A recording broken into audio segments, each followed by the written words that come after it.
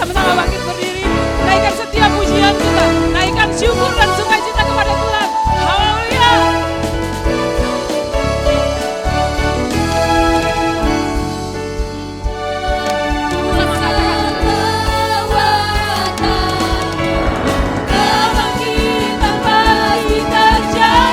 Belum melompat buat Tuhan.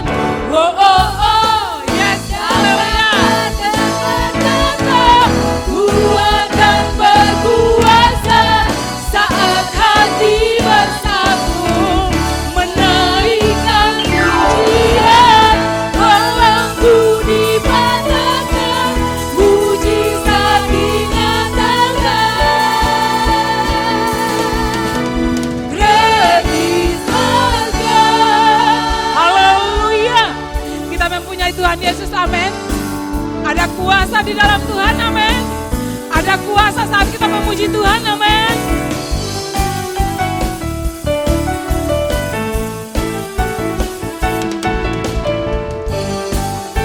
Haleluya.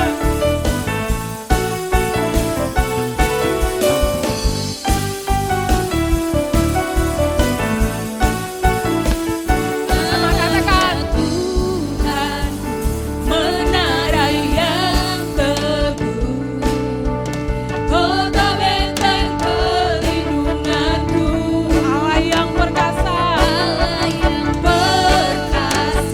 Dia Bapa yang kekal, gunung batu keselamatanku. Sama-sama katakan Engkau yang haleluya di surga, termasyhur perkasa selamanya. Engkau yang berkuasa di dalam segala hal, ada kuasa dalam nama Yesusku.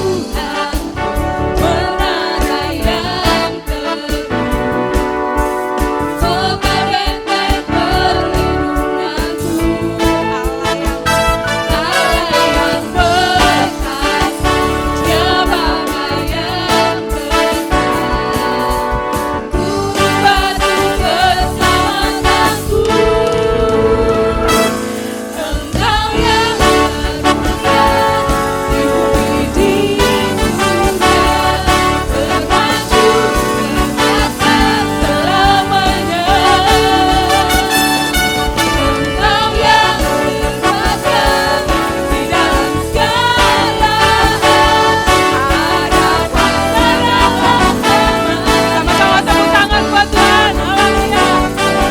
Engkau yang di surga, termasyhur perkasa selamanya.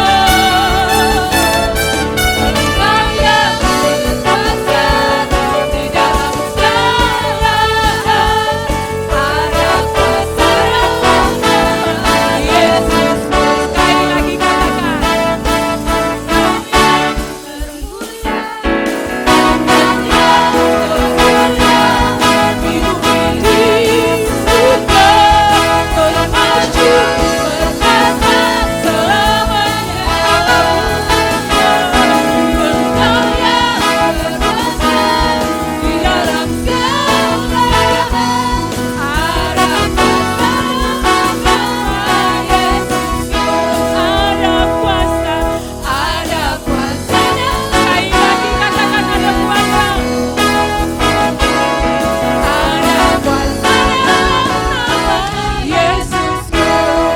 sama-sama katakan nama Yesus, menara yang kuat. Haleluya. Nama Yesus, kota benteng yang teguh. Nama Yesus, kalahkan semua musuh. Nama Yesus, di atas segalanya. Nama Yesus, menara yang kuat.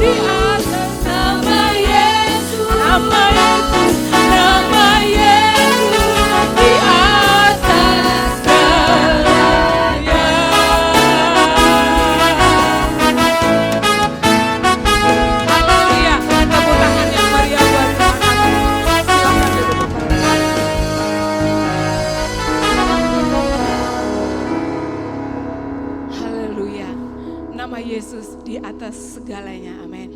Bahkan dalam setiap persoalan hidup kita, jangan pernah takut karena Tuhan tetap menyertai langkah hidup kita.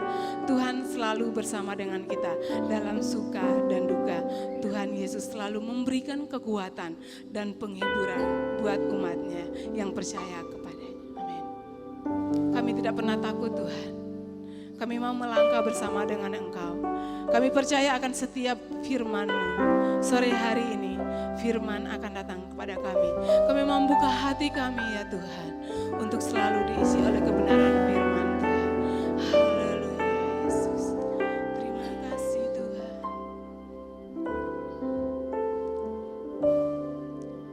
Ku tidak takut sebab Engkau besertaku.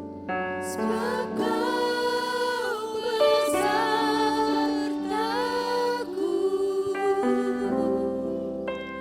Ku tidak bimbang.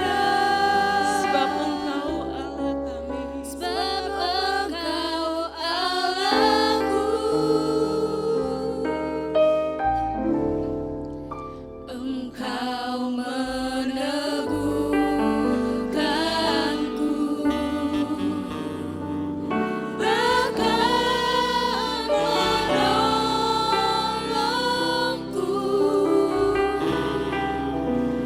Kau batu karangku,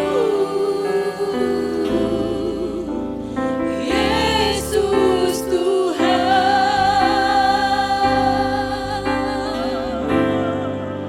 Ku tidak takut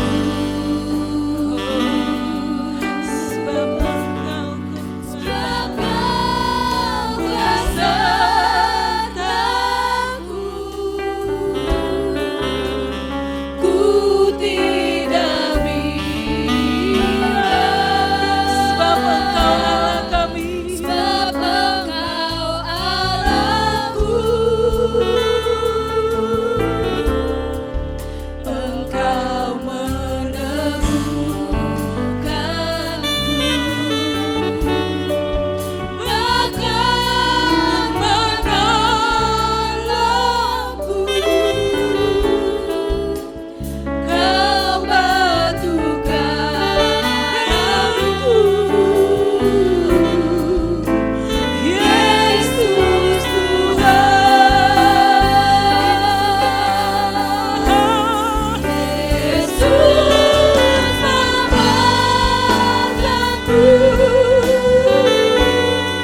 dengan tangan kanannya.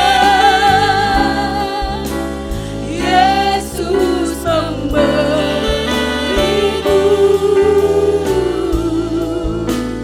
kemenangan. Yesus membanggaku dengan tangan kanannya. Yesus kemenangan.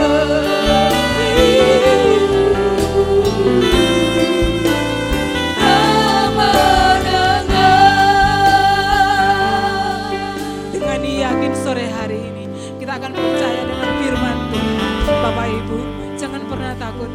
Tuhan selalu menyertai kita. Tuhan selalu bersama dengan kita. Bangkit berdiri. Kita katakan pujian ini dengan iman kita. Tuhan, aku tidak pernah takut. Tuhan, sekalipun aku tidak takut, karena Tuhan bersama dengan aku. Setiap saat, setiap detik ada Tuhan bersama denganku. Haleluya. Katakan, ku tidak takut sebab Engkau besertaku. Sebab Kau besertaku. Ini hati kami yang percaya kepada Engkau. Ku tidak bimbang. Sebab Engkau Allahku. Engkau meneguhkanku,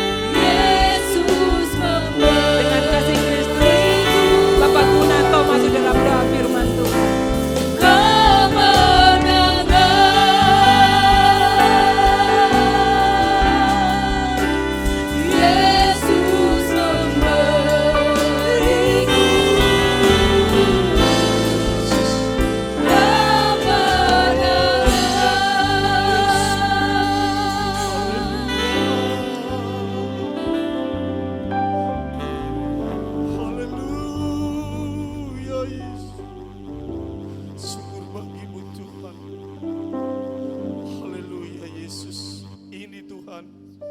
Pujian yang kami naikkan bahwa Engkau memberi kami kemenangan. Dan kami tidak akan pernah merasa takut sebab firman-Mu bersama dengan kami. Benar Tuhan, tanpa kebenaran firman-Mu, tanpa Engkau yang ada di dalam hidup ini, ketakutan yang mencekam di dalam hidup ini terlalu dalam. Karena sesuai dengan pujian yang kami naikkan kepadamu, bahwa kami tidak akan pernah merasa takut tatkala Engkau beserta di dalam setiap kehidupan kami ya Tuhan. Pada saat ini Tuhan, kami benar-benar mengucap syukur atas apa yang Engkau berikan di dalam hidup kami. Kesehatan, kekuatan, apa yang telah kami kerjakan Tuhan sesuai dengan Tuhan peraturan-Mu. Itu sebabnya Tuhan pada saat ini kami semua yang hadir, kami serahkan ke dalam tangan-Mu. Biarlah Tuhan apa yang telah kami perbuat, biarlah menyukakan dan menyenangkan hati-Mu ya Yesus. Kami sudah banyak memuji dan memuliakan Engkau Tuhan. Kami sadar benar Tuhan, pujian-pujian tatkala kami menyembah ada keterbatasannya. Itu sebabnya Tuhan kami serahkan pujian yang kami naikkan dari dasar hati kami yang paling dalam. Sehingga pujian ini boleh berkenan dan layak di hadirat-Mu ya Bapa. Ampuni setiap apa yang kami perbuat yang tidak berkenan kepadamu. Biarlah Tuhan pujian ini boleh menjadi persembahan yang harum. Kami serahkan semua ini ke dalam tangan-Mu Tuhan. Kami yakin dan percaya Engkau menerima apa yang menjadi persembahan pujian kami. Bapa yang baik, pada saat ini kami ingin lebih dalam lagi masuk ruangan hadirat-Mu untuk diisi oleh kebenaran firman-Mu. Bapa yang baik, seringkali dunia ini membuat kehidupan kami takut Tuhan. Tetapi firman-Mu senantiasa memberi kekuatan di dalam hidup kami. Ketakutan, kebimbangan, kecemasan, kekhawatiran Tuhan kami rasakan. Tetapi tatkala firman-Mu ada di dalam setiap kehidupan kami, semuanya itu boleh berlalu. Karena Engkau yang bersabda di dalam hidup kami. Pada saat ini Tuhan kami serahkan umat-umat-Mu dan nama-Mu yang pada saat ini Tuhan mau menerima firman-Mu. Biarlah kami boleh dikuatkan oleh kebenaran firman-Mu. Hamba-Mu Tuhan yang sudah Engkau siapkan untuk menyampaikan kebenaran firman-Mu. Urapi dengan kuasa Roh Kudus-Mu. Biarlah setiap apa yang akan disampaikan Tuhan boleh benar-benar menjadi berkat di dalam hidup kami. Menjadi kekuatan tatkala kami melangkah Tuhan. Itu sebabnya Tuhan kami yakin dan percaya firman-Mu bersabda di dalam hidup kami. Menjadikan kekuatan yang kokoh tatkala kami mengiring dan mengenal dan percaya kepada Engkau. Terima kasih Bapa yang baik. Pada saat ini kami serahkan semuanya ke dalam tangan-Mu. Kami yakin dan percaya Tuhan tatkala kami mendengarkan firman-Mu. Kalau mungkin ada kuasa kegelapan yang masih tinggal di dalam hati kami. Kami satukan iman percaya kami kepada hamba-Mu dan umat-Mu. Kami serahkan semua kuasa kegelapan ke dalam tangan-Mu. Kami hancurkan dan kami patahkan dalam nama Yesus. Kami rindu Tuhan, Engkau yang berbicara di dalam hidup kami. Dan Engkau yang berfirman di dalam hidup kami. Firman itu boleh kami lakukan. Terima kasih Bapa yang baik. Kami serahkan semua ke dalam tangan-Mu. Dan kami akan mendengarkan firman-Mu. Dalam nama Yesus kami berdoa dan mengucap syukur. Haleluya. Amin. Apa kabarnya Pak Ibu? Ya, kurang semangat. Apa kabarnya Pak Ibu? Ya, Tuhan kita yang kita sembah adalah Tuhan yang luar biasa. Amin. Ada beberapa pengumuman yang disampaikan sebelum firman Tuhan. Yang pertama, Pak Ibu, besok hari Selasa ada Man of Mannheim, Fellowship Man of Mannheim di Ngerandu, bertempat di gereja Ngerandu, dimulai jam 6 sore. Monggo pria-pria Mannheim kita boleh bergabung dalam Fellowship Man of Mannheim ini ya. Kemarin hari Jumat sudah berjuang dalam ibadah pria wilayah di Kunduran dan kami semua menikmati kebersamaan itu ya.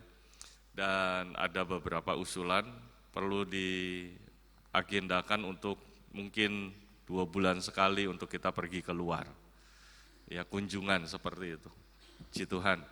Doakan buat Man of Mannheim ya, biar Tuhan pakai wadah ini untuk menjadi berkat bagi pria-pria yang ada di tempat ini.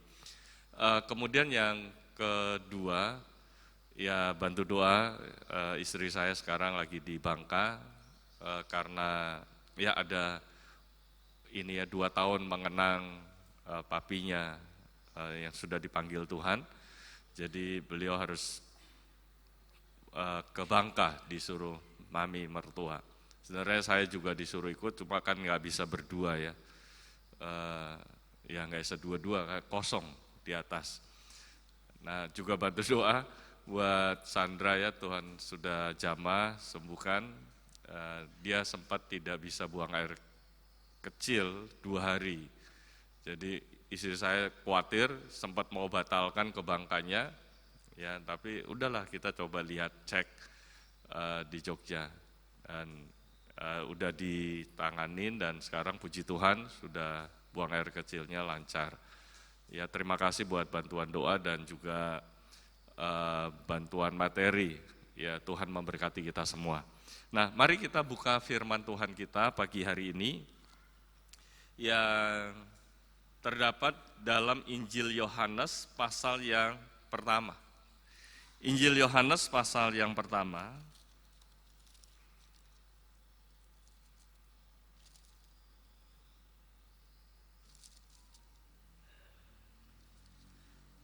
Nah, ayat 19 sampai ayat 23.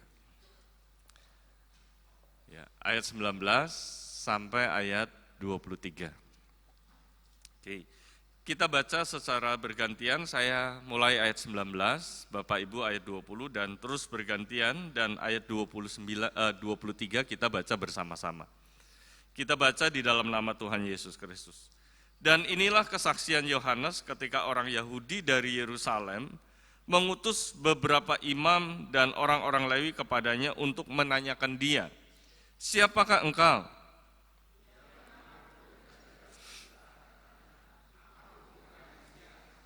Lalu mereka bertanya kepadanya, "Kalau begitu siapakah engkau?" Elia, dan ia menjawab, "Bukan."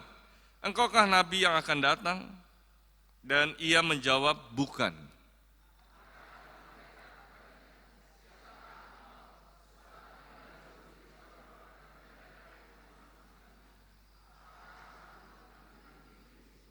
Kita baca sama-sama, 2, 3. Jawabnya, "Akulah suara orang yang berseru di padang gurun. Luruskanlah jalan Tuhan, seperti yang telah dikatakan Nabi Yesaya." Ya, puji Tuhan, terima kasih buat kerjasamanya dan silakan duduk. Saudara yang dikasih Tuhan, hari-hari ini kita belajar tentang karakter Kristus, ya, rupa Kristus. Nah, kalau di luar sana ada NKRI harga mati, kita menjadi serupa dengan Tuhan itu harga mati.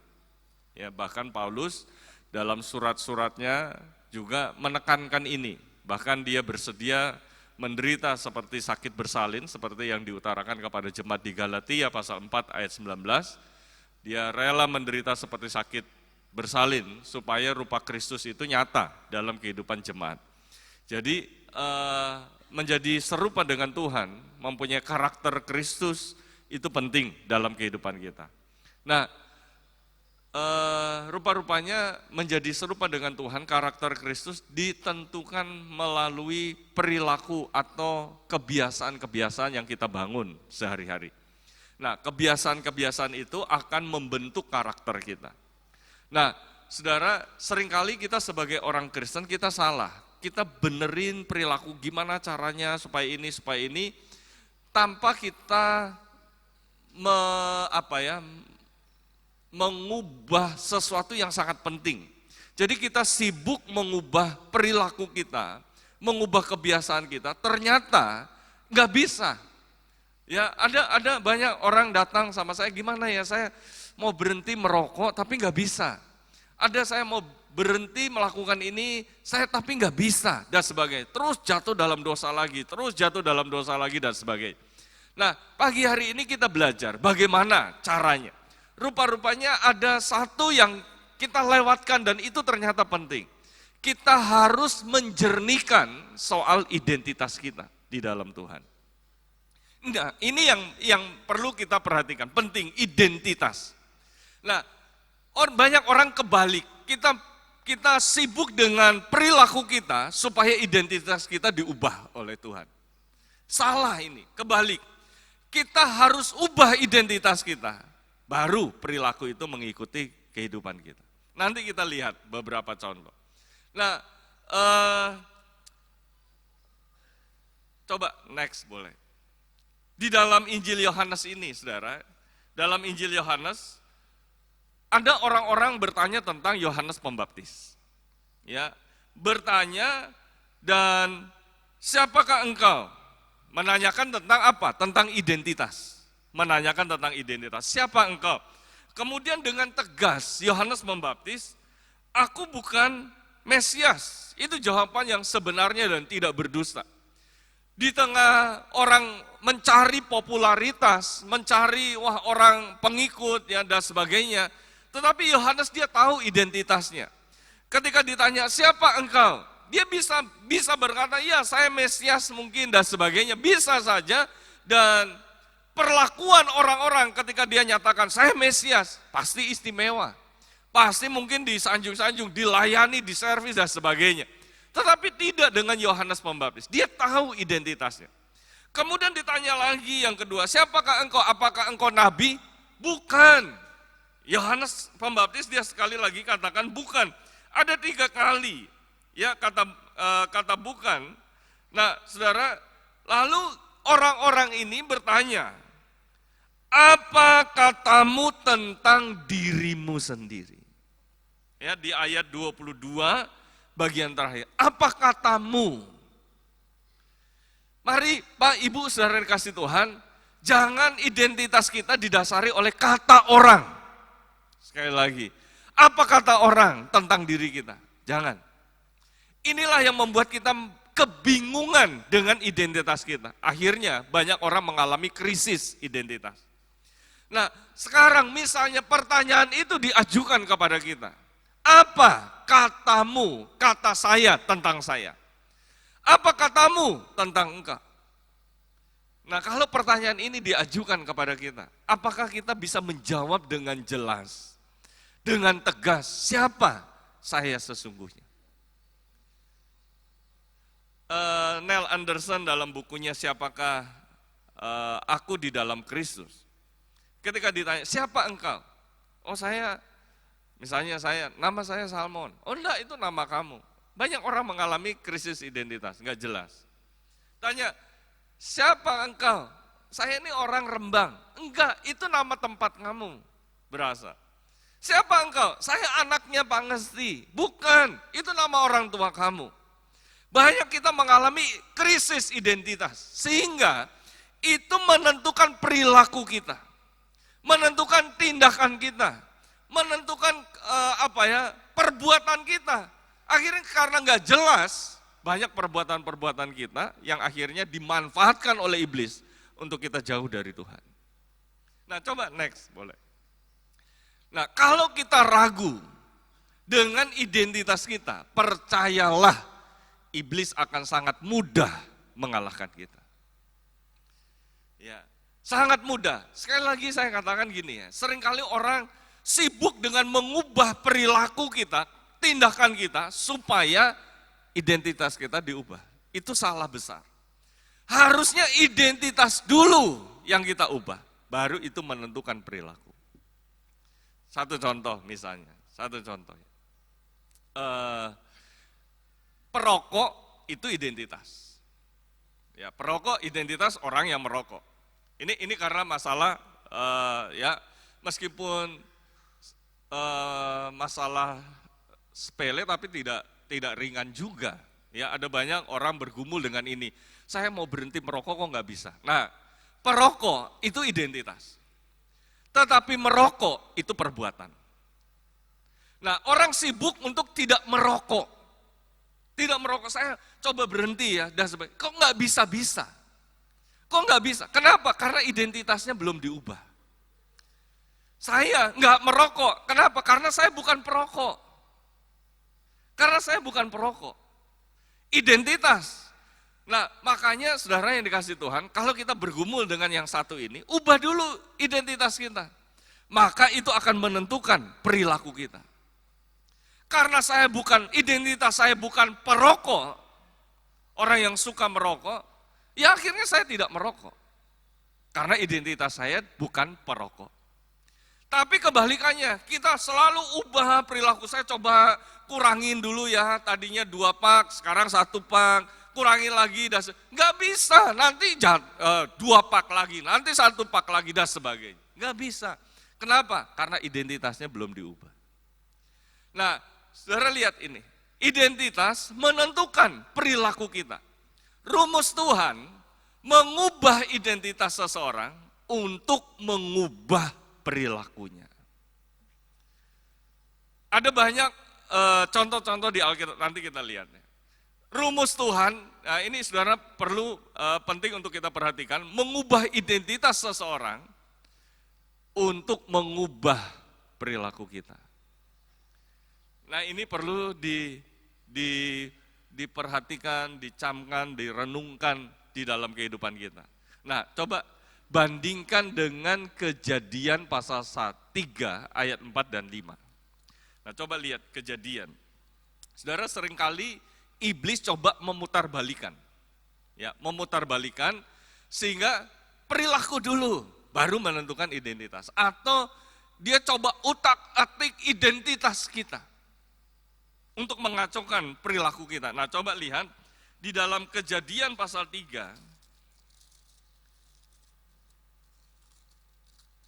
ayat 4 dan ayat 5.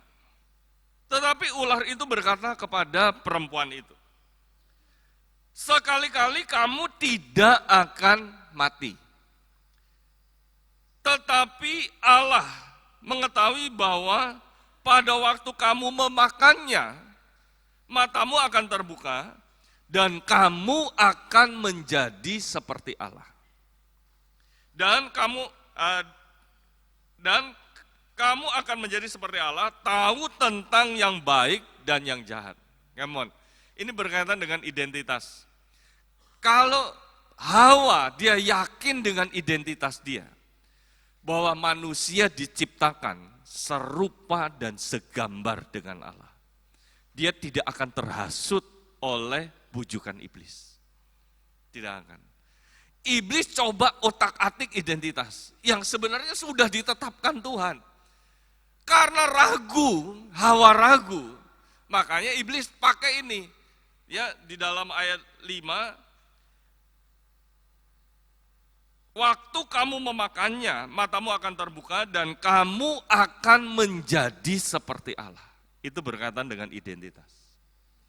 Karena ragu tentang identitasnya, Hawa, dia termakan bujukan iblis untuk memakan buah yang dilarang oleh Tuhan.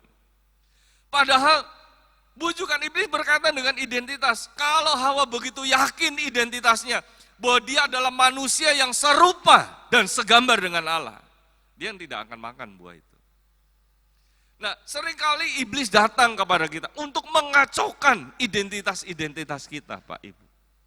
Nah, penting sekali pagi hari ini untuk kita yakin benar-benar siapa identitas kita di dalam Tuhan. Jangan ada keraguan sedikit pun, kebimbangan, karena itu akan dimanfaatkan oleh iblis untuk mengalahkan kehidupan kita. Ya, nah, coba next boleh. Agama mengajarkan kita ini untuk berbuat benar, supaya menjadikan kita sebagai orang benar. Itu agama. Jadi kamu harus berbuat baik, kamu harus berbuat ini, kamu harus benar, dan sebagainya, supaya kita ini jadi orang benar. Itu agama. Tetapi kekristenan berbuat benar karena kita orang benar, Pak Ibu. Beda itu. Kekristenan apa? Mengajarkan kepada kita, ayo berbuat benar. Kenapa? Karena kamu orang benar. Bukan kita berbuat benar supaya kita menjadi benar. Bukan. Nah, ada banyak orang yang percaya kepada Tuhan miss di sini ya. Meleset di sini. Kita berbuat baik, kita berbuat benar, ya bantu orang ini. Supaya apa? Supaya kita dikatakan orang benar. Nah ini yang salah, kenapa? Karena identitas kita ketika kita percaya, kita dibenarkan oleh Tuhan. Yang percaya sama-sama katakan amin. Nah ini yang harus kita perbaiki, harus kita coba koreksi di dalam kehidupan kita, perbaiki. Oh iya ya, saya ini kan orang benar, makanya saya harus berbuat benar.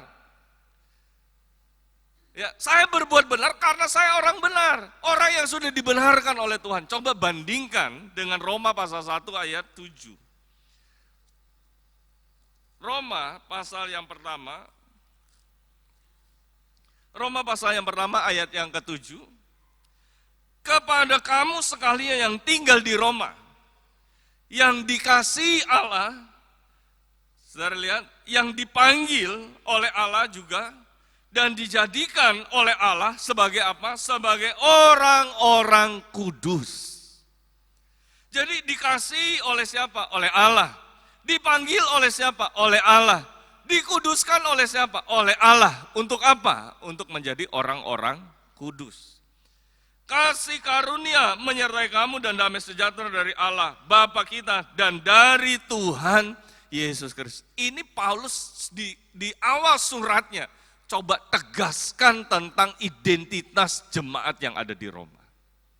Kamu ini udah dipanggil oleh Allah, kamu ini udah dikasih oleh Allah, dipanggil oleh Allah, dan dikuduskan oleh Allah untuk menjadi orang-orang kudus. Bukan kita yang berbuat baik benar, supaya orang lihat kita menjadi orang kudus. Bukan.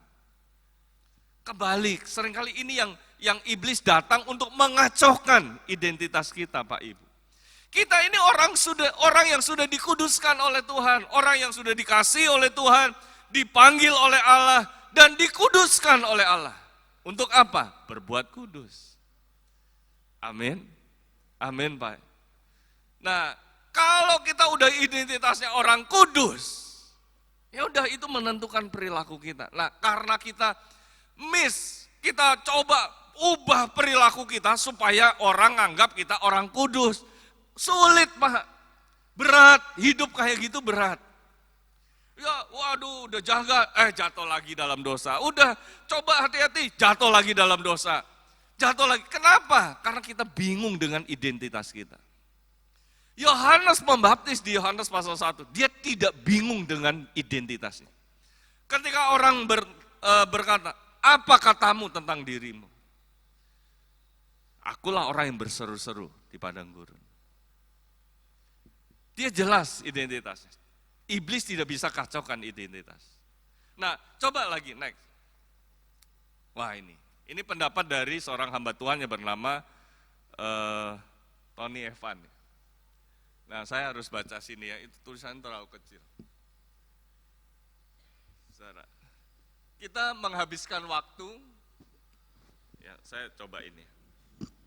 Kita menghabiskan waktu memberitahu umat Tuhan untuk berhenti melakukan hal-hal yang salah dan mulai melakukan hal-hal yang benar.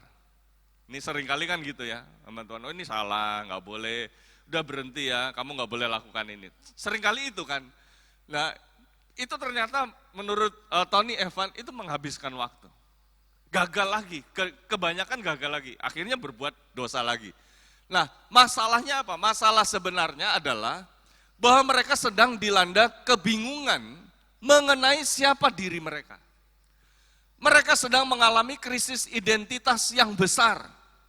Begitu Anda bingung mengenai identitas Anda tidak akan tahu apa yang harus berhenti dilakukan dan apa yang harus Anda mulai kerjakan karena bingung identitas. Nah, mengubah tindakan-tindakan kita harus dimulai dengan Tony Evan menggunakan kata menjernihkan identitas kita. Clear, mengclear. Ya, identitas kita harus dijernihkan. Nah, seringkali kita ini habis waktu memang untuk memberitahu kepada umat Tuhan gini, udah kamu nggak boleh kerjakan ini, ya nggak boleh, ini dosa, ini melanggar firman Tuhan. Seringkali seperti itu, oh ini yang boleh kerjakan ini. Tapi akhirnya gagal lagi. Kenapa? Karena masalah terbesarnya adalah tentang identitas, kebingungan identitas, dan itu yang dinamakan Tony Evan krisis identitas. Nah, apa yang harus kita kerjakan? Mari kita harus mulai dengan menjernihkan identitas kita. Harus dimulai dengan menjernihkan.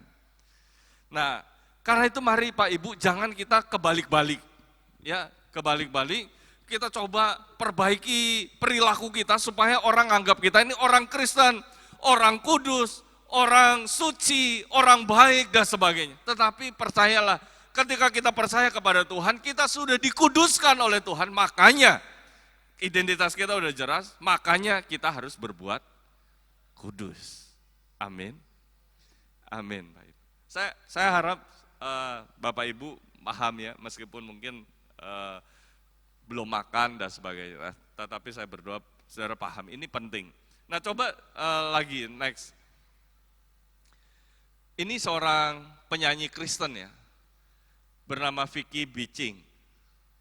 Nah dia katakan, I know I was gay when I was 13.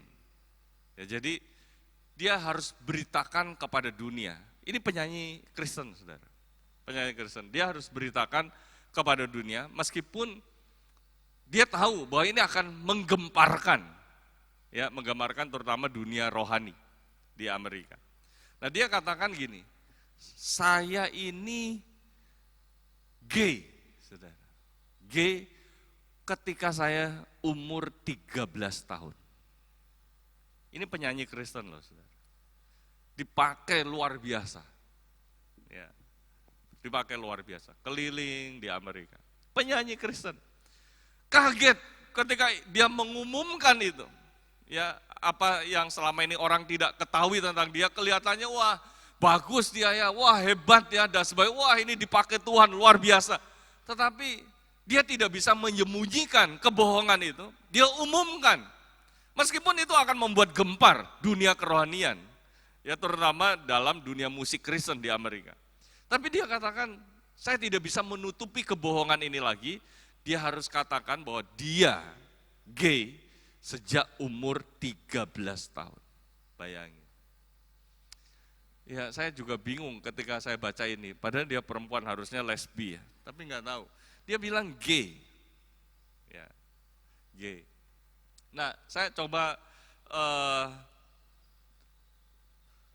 ikuti berita tentang Christian Biching ini, dan ternyata kenapa sampai dia gay, karena dia tanamkan di bawah alam sadarnya, itu dia gay, dia gay, ya, dia berusaha untuk menghindar itu semua, tapi iblis terus bawa dia untuk mempunyai pikiran bahwa dia itu gay.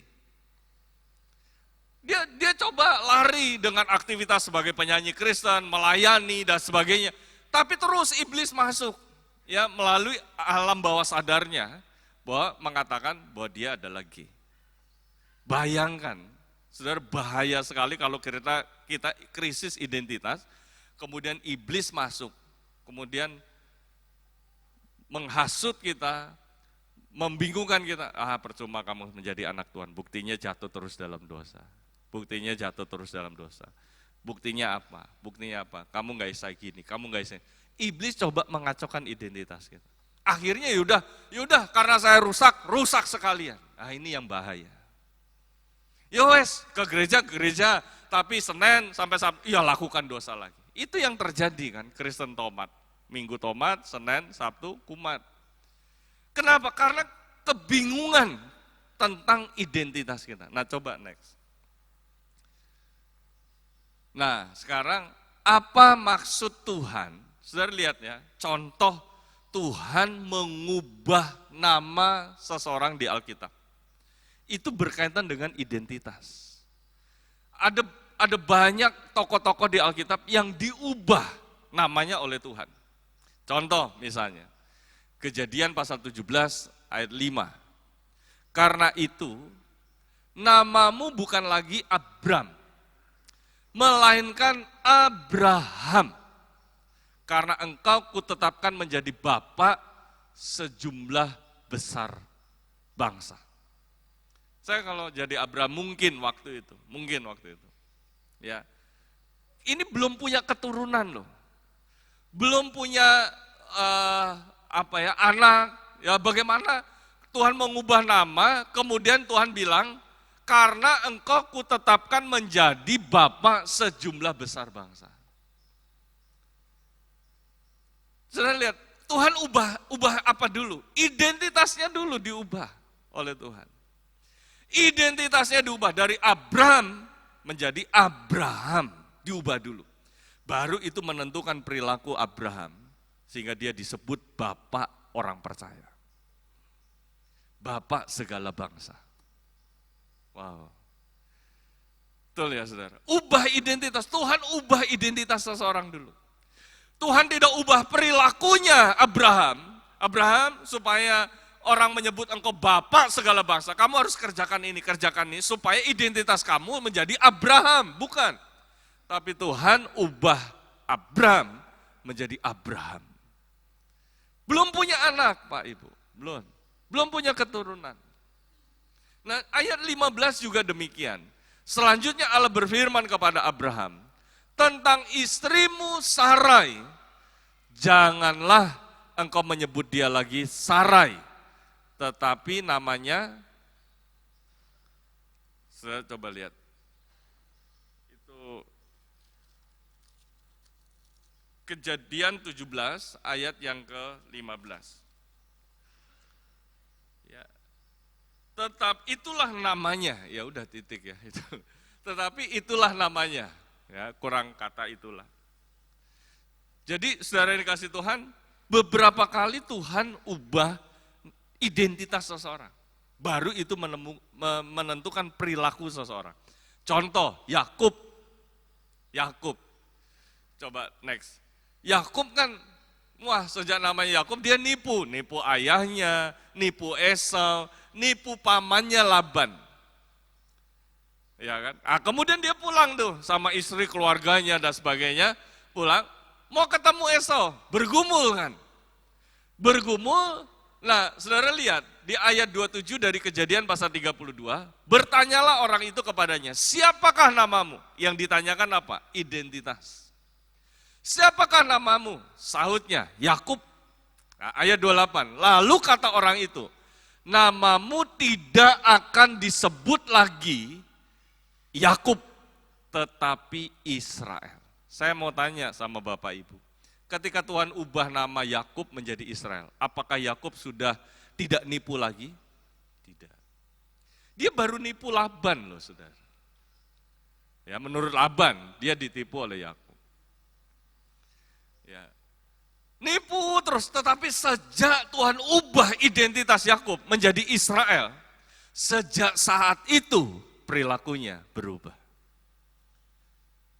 Sejak saat itu. Perilakunya berubah. Sebab engkau telah bergumul melawan Allah dan manusia. Dan engkau menang. Karena itu mari Pak Ibu saudara kasih Tuhan, jangan kita sibuk ubah perilaku supaya identitas kita, saya orang Kristen, saya orang baik, saya orang benar, saya orang kudus. Capek Pak Ibu, kita akan gagal terus di situ. Bahkan iblis akan terus memanfaatkan kita untuk menjadi orang-orang yang mudah dikalahkannya. Tetapi mari belajar dari firman Tuhan pagi hari ini. Ubah identitas kita dulu Pak Ibu. Amin. Amin. Saudara coba next boleh. Kapan identitas yang baru kita dapatkan? Yohanes 3 ayat 3, coba lihat. Di dalam Yohanes pasal 3, ayat yang ketiga, Yesus menjawab katanya, ini percakapan Yesus dengan Nikodemus, aku berkata kepadamu sesungguhnya jika seorang tidak dilahirkan kembali, ia tidak dapat melihat kerajaan Allah. Kapan identitas yang baru kita dapatkan? Ketika kita dilahirkan kembali. Ya. Nah, coba lihat, bandingkan dengan 2 Korintus pasal 5, pernyataan dari Rasul Paulus. 2 Korintus pasal 5 ayat 17. Jadi, siapa? Itu berkaitan dengan identitas. Siapa yang ada di dalam Kristus? Ia adalah ciptaan baru. Yang lama sudah berlalu, sesungguhnya yang baru sudah datang. Jadi ketika kita percaya kepada Tuhan, kita dilahirkan kembali, bahasa yang Yesus gunakan di Yohanes 3 ayat 3. Ketika kita percaya kepada Tuhan, kita menjadi ciptaan baru. Yang lama sudah berlalu, yang baru. Ya, yang baru sudah datang. Ciptaan baru. Ketika kita ada dalam Kristus, pastikan Bapak Ibu bukan hanya pergi ke gereja, bukan sekedar melayani Tuhan, bukan sekedar melakukan aktivitas kekristenan kita, tapi pastikan hidup saudara ada di dalam Kristus. Ketika kita ada dalam Kristus, kita adalah ciptaan baru. Amin. Amin. Mungkin ada yang bertanya, lah gimana? Saya ya udah dalam Kristus, ciptaan baru. Tapi kadangkala manusia lama, saya kambuh, dosa lagi. Nah kemudian ada yang bertanya, bisa enggak ciptaan baru kembali ke ciptaan lama? Ada yang bertanya seperti itu mahasiswa. Kemudian saya katakan, tidak bisa. Ciptaan baru, ketika kita percaya kepada Tuhan, kita adalah ciptaan baru. Ketika kita ada dalam Kristus, kita adalah ciptaan baru. Ini identitas kita. Bisa enggak kembali ke ciptaan yang lama? Bisa enggak manusia lama kembali muncul dalam hidup kita? Saya katakan tidak bisa. Kita adalah ciptaan baru. Kita manusia yang baru di dalam Kristus. Alasannya apa? Saya katakan gini, bisa enggak? Seringkali kan digunakan kata Paulus dalam Roma 12 itu berubahlah, metamorfo, berubah. Nah itu dari kata metamorfosa, dari kepompong, ulat, kemudian berubah kupu-kupu. Nah, bisa nggak kupu-kupu terus kemudian tahu-tahu jadi ulat lagi? Nggak bisa. Kupu-kupu yang meninggal. Ya. Bisa nggak kupu-kupu jadi ulat lagi? Nggak bisa. Yang mungkin adalah kupu-kupu tapi pikirannya masih seperti ulat. Bisa nggak ciptaan baru ketika kita ada dalam Kristus, ciptaan baru berubah jadi ciptaan yang lama lagi? Tidak bisa. Yang mungkin terjadi, kita ciptaan baru, tapi pikiran kita, mentalitas kita masih manusia lama. Nah ini kenapa? Karena krisis identitas, tidak jelas identitas kita. Makanya saya berdoa, saudara terus jernihkan identitas saudara di dalam Tuhan. Istilah yang digunakan oleh Tony Evan, menjernihkan identitas kita, supaya jelas. Coba lihat di dalam 1 Yohanes 3. 1 Yohanes pasal 3. Ayat 9. Setiap orang yang lahir dari Allah tidak berbuat dosa lagi. Ada benih ilahi dalam hidup kita. Setiap orang yang lahir dari Allah tidak berbuat dosa lagi. Ya, atau dalam terjemahan bahasa Indonesia sehari-hari, tidak berbuat dosa terus-menerus. Ya, tidak berbuat dosa terus-menerus. Kita bisa jatuh di air, tetapi kita tidak bisa hidup di dalam air. Karena benih kita bukan dari situ. Kita bukan ikan, identitas kita. Kecuali beda, ikan. Dia memang hidup di dalam air. Kita bisa berenang. Kita bisa ada di dalam air. Tetapi kita tidak bisa hidup di air seperti ikan. Tidak bisa. Karena identitas kita bukan di situ. Nah, saudara, dikatakan gini ya, terus menerus berbuat dosa, sebab apa? Sebab benih ilahi itu tetap ada di dalam dia, dan ia tidak dapat berbuat dosa karena ia lahir dari Allah. Yang percaya sama-sama katakan amin. Saudara harus clearkan identitas saudara, jernihkan identitas saudara. Saya bergumul, meskipun saya sudah jadi hamba Tuhan. Ya dulu di awal-awal tahun 2001, saya, maaf Bapak Ibu, ya, lagi flu ya, kemarin waktu ke Kunduran gitu. Nah, oke. 2001 saya ya maaf. Jadi 2001 saya sekolah Alkitab, lulus, ya hamba Tuhan loh saudara. Tapi identitas saya masih belum jelas. Ya, identitas hamba Tuhan, sekolah Alkitab. Dan itu menentukan perilaku saya. Perilaku saya, karena saya identitas nggak jelas, krisis identitas. Jadi kalau ada pertemuan di hamba-hamba Tuhan, saya nggak begitu selesai duduk di belakang pertemuan. Selesai, saya minta tolong siapa tuh, Enos, ya pengerja, tolong ambilin makan, saya malu. Ya malu, krisis identitas, krisis. Udah sekolah Alkitab Pak Ibu. Ya, udah sekolah Alkitab, udah melayani Tuhan. Sampai tahun 2003 saya masuk di Tiranus. 2 tahun saya ambil penggembalaan, tapi di tengah jalan Tuhan suruh ambil konseling. Ya, ambil lagi mata kuliah konseling. Ya, mata kuliah konseling. Disitulah Tuhan nyatakan. Ya, saya banyak baca buku-bukunya tentang tentang konseling. Irene Hoff, Joyce Meyer, Paul Meyer. Ya, ada banyak buku-buku tentang konseling. Nah, di situ saya baru tahu, terutama Neil Anderson. Siapakah Anda di dalam Kristus? Ya, saya adalah terang dunia, saya adalah garam dunia, saya sahabatnya Tuhan, saya ahli warisnya Tuhan, saya anak Allah. Itu identitas semua Pak Ibu. Baru saya coba terus jernihkan identitas itu dalam hidup saya.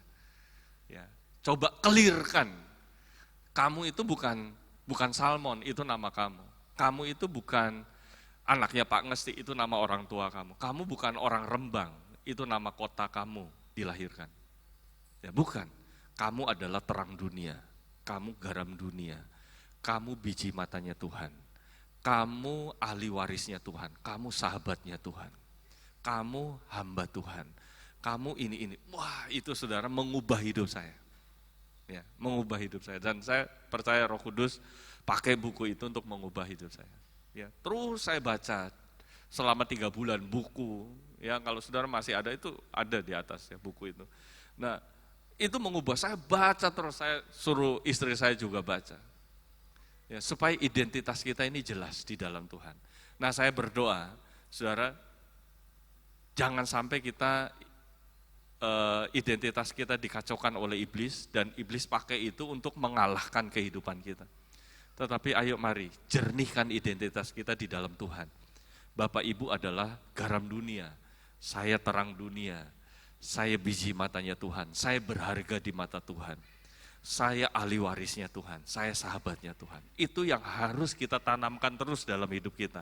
Sehingga ketika iblis datang untuk mengacaukan identitas kita, enggak ada celah untuk iblis datang mengacaukan identitas kita.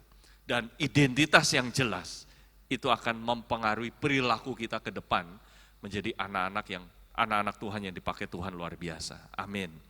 Saya minta tolong pemain musik. Kami bersyukur dan terima kasih Tuhan. Kalau pagi hari ini kami ada di rumah-Mu ya Tuhan. Kami tahu semua ini adalah kasih kemurahan-Mu yang sudah Engkau limpahkan dalam kehidupan kami. Kami boleh memuji, memuliakan Engkau, kami boleh berbuat bakti kepada-Mu ya Tuhan. Inilah yang dapat kami perbuat untuk membalas kasih-Mu yang begitu besar di dalam kehidupan kami. Kami boleh diberkati dengan kebenaran firman-Mu.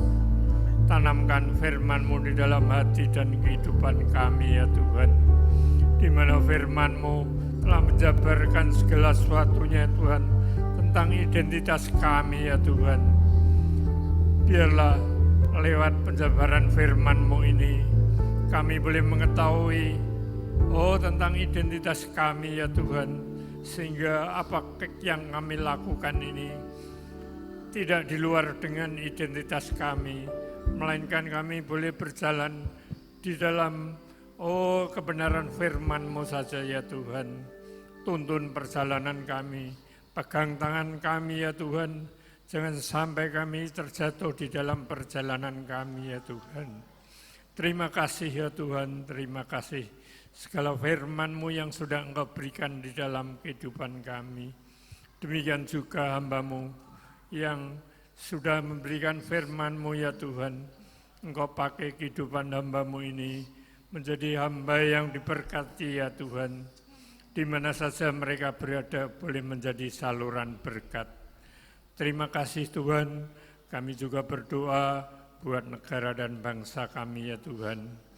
Di mana kalau pada hari-hari ini banyak masalah persoalan di dalam kenegaraan, biarlah Engkau campur tangan ya Tuhan, kami serahkan ke dalam tangan-Mu, biarlah Engkau boleh mengatur segala sesuatunya, sehingga negara ini boleh berjalan dengan baik, aman, damai, sejahtera, boleh dimiliki semua rakyat Indonesia ini ya Tuhan.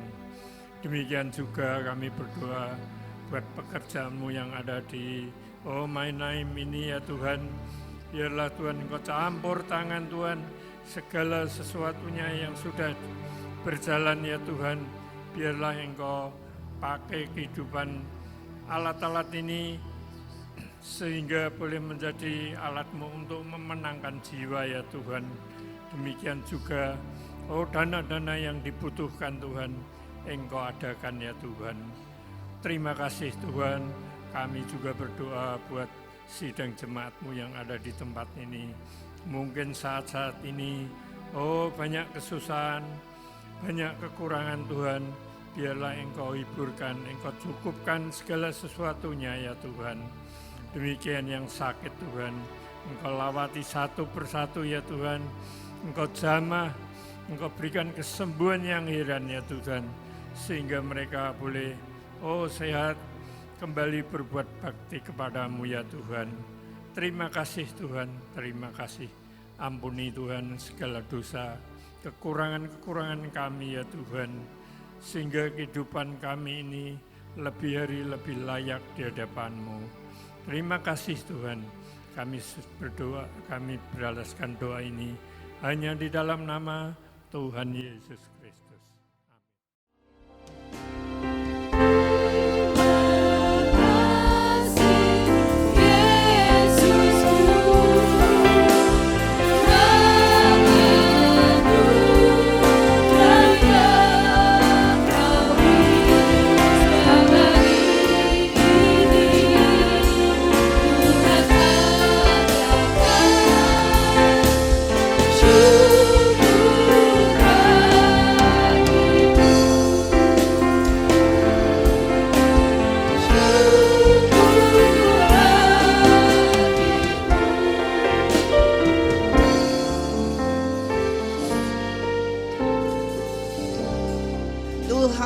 Bapa di dalam sorga, Tuhan Yesus Kristus, kembali kami datang kepadamu ya Tuhan.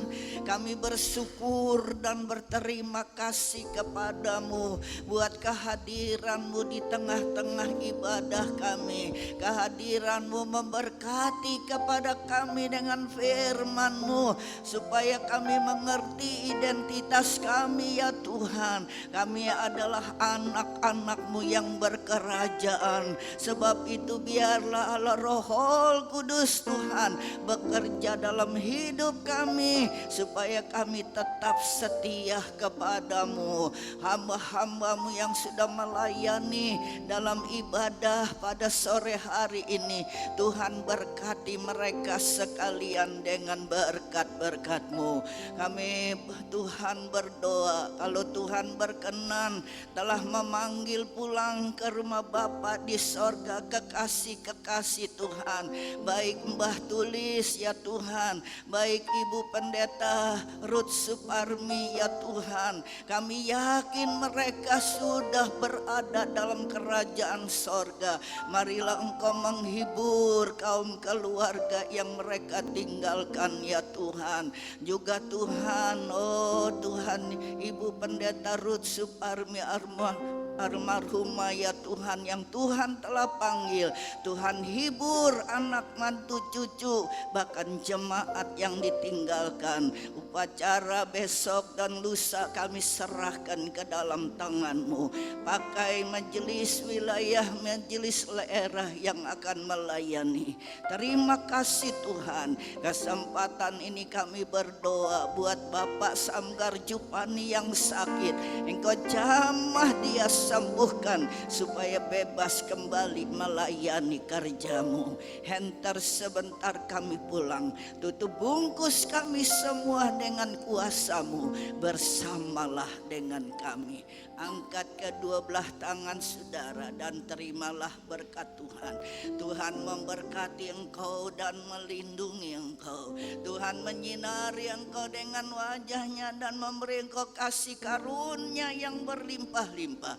Tuhan menghadapkan wajah-Nya kepadamu dan memberi engkau damai sejahtera yang seperti gelombang-gelombang laut yang tidak pernah berhenti menjadi bahagian hidupmu. Dan sekarang saudara-saudaraku, marilah kita pulang dengan damai sejahtera, sukacita, perlindungan yang dikerjakan oleh Allah Bapa di dalam persekutuan anaknya yang tunggal Yesus Kristus, dan Roh Kudus menyertai kepada kita semua mulai hari ini sampai Maranatha, Yesus datang kembali. Terima kasih Tuhan buat berkat-Mu. Kami terima di dalam nama Tuhan Yesus Kristus. Haleluya.